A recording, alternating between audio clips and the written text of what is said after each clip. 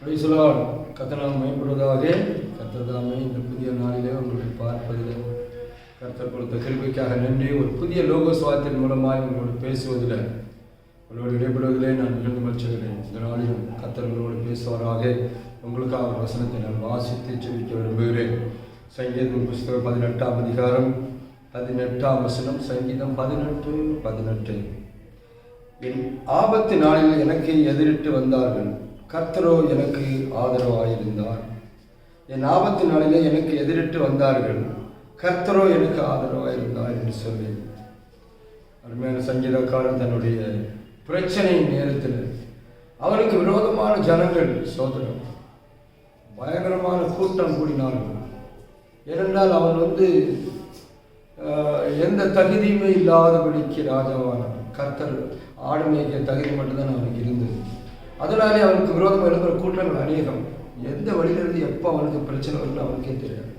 அப்படி ஒரு சூழ்நிலையில் தான் அவர் இதை எழுதுகிறார். என் ஆபத்தில் எனக்கு எதிரிட்டு வந்தார்கள், எனக்கு எதிரிட்டு வந்து என்னை ஆபத்தை உருவாக்க நினைத்தார்கள், பிரச்சனையை உண்டாக்க நினைத்தார்கள், இவனை ஏதோ முடித்து விடலாம் என்று சொல்லி நினைத்தார்கள். ஆனால் கர்த்தரோ எனக்கு ஆதரவாக என்றால் சொன்னார். அப்போ கர்த்தர் மாத்திரம் இவருக்கு ஆதரவாக இல்லாவிட்டால் இவர் ராஜாவாக இருக்க முடியாது. அந்த 40 வருஷம் இஸ்ரவேலை அரசாட்சி பண்ணியிருக்க முடியாது.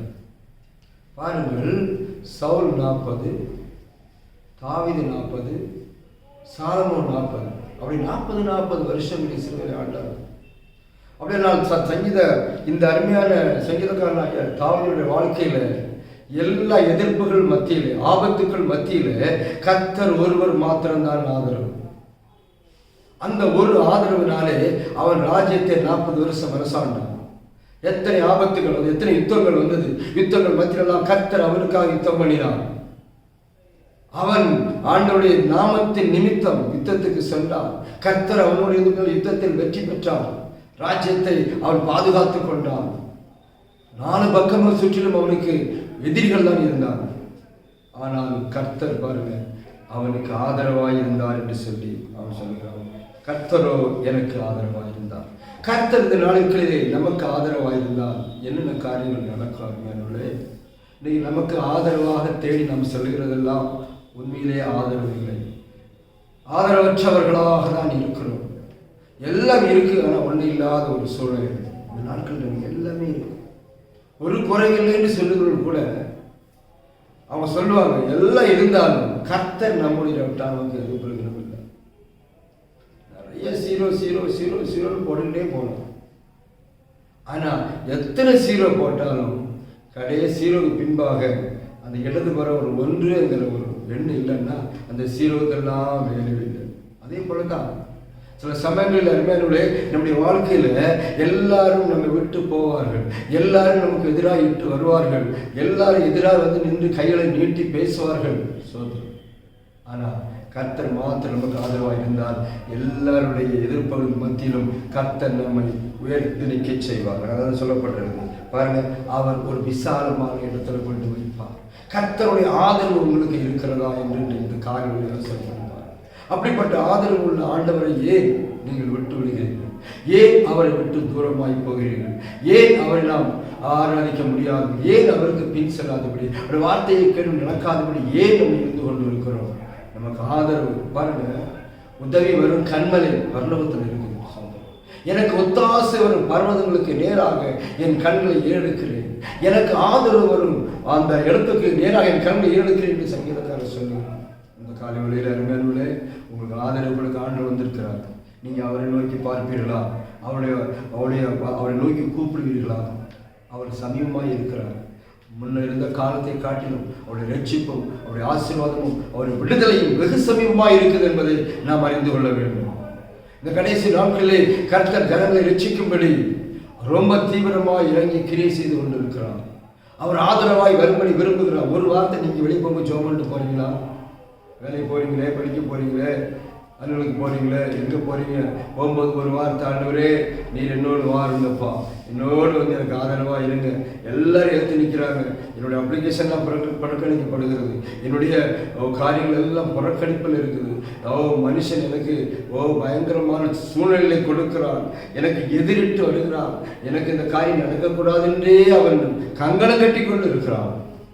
ஆனால் நீ எனக்கு ஆதரவாக இருங்க ஒரு ஜெபம் பண்ணிட்டு போனீங்கன்னா கர்த்தர் நாள் முழுவதும் ஒரு நாட்களெல்லாம் ஆதரவாக இருப்பான். ஆதரவு செய்கிறது.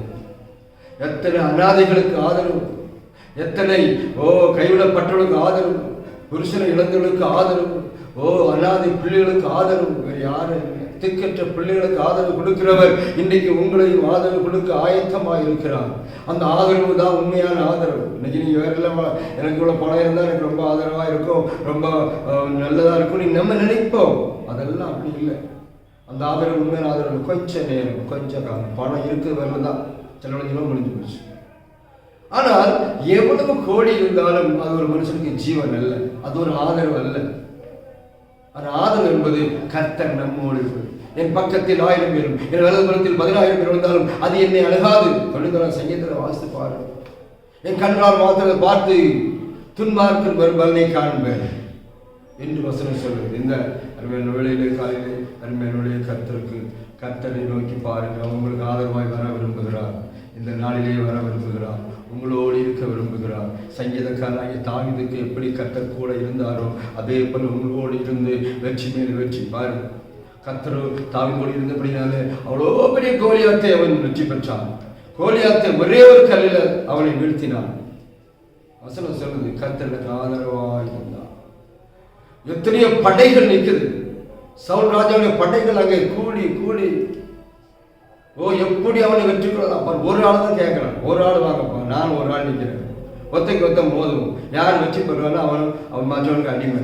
சோதம் வெற்றி பெறுவனுக்கு அடிமை, தோத்தவன் சொல்லி வருஷம் அவன் வந்து கூப்பிடுவான். ஒருவரும் வரல. ஆனால் ஒரே ஒரு சின்ன தாவீது அண்ணமாருக்கு சாப்பாடை எடுத்துட்டு வந்தவன் அவனை கொண்டு ஒரு சின்ன கல்லை வைத்து அந்த மனிதனுடைய தலையை வெட்டி போட்டாராங்க. ஏன் தெரியுமா? அந்த தாவீதுக்கு கர்த்தர் ஆதரவாக. இன்றைக்கு உங்களுக்கு கர்த்தர் ஆதரவாக வர விரும்புகிறார். நீங்கள் ஆயத்தமாக இருக்கீங்களா? கூப்பிடுவீங்களா? கர்த்தர் உங்களையும் குடும்பத்தையும் ஆசீர்வதிப்பார். அவங்களுக்கு ஆட்சேபிக்கிறேன். பரலோகத்தின் பிதாவே, நான் ஆண்டவரேன், இந்த புதிய நாளிலே புதிய ஒரு வார்த்தையின் மூலமாக பிள்ளைகளோடு இடைபடும்படியாக கொடுத்த கிருபைக்கு ஸ்தோத்திரம். நீர் ஆதரவாக இருக்க நாங்கள் செபிக்கிறோம். எத்தனை ஆதரவை தேடி தேடி ஏமாந்து வெக்கப்படைந்து கொண்டிருக்கிற சூழலை கர்த்தாவே, நீர் ஒருவரை எங்களுக்கு ஆதரவு செய்கிற தேவன் அறிந்திருக்கிறோம். அப்படினாலே இந்த பிள்ளைகளை இன்று முதல் உம்மை ஆதரவாய் கொள்ள உதவி செய்யும். உம்மை தேட நாட உம்மிடத்தில் ஓடி வர உதவி செய்யுங்கப்பா. நீர் ஒருவர் தான் அதிசயங்கள் அற்புதங்களை செய்ய முடியும். திறந்த வாசலை கொடுக்க முடியும். நீர் அற்புதங்களை செய்யும்படி சொல்லுங்கள். உங்களுடைய முகத்தை பார்க்க உதவி செய்ய ஆசிரியம் இயேசு நாம் ஜபிக்கிறோம்.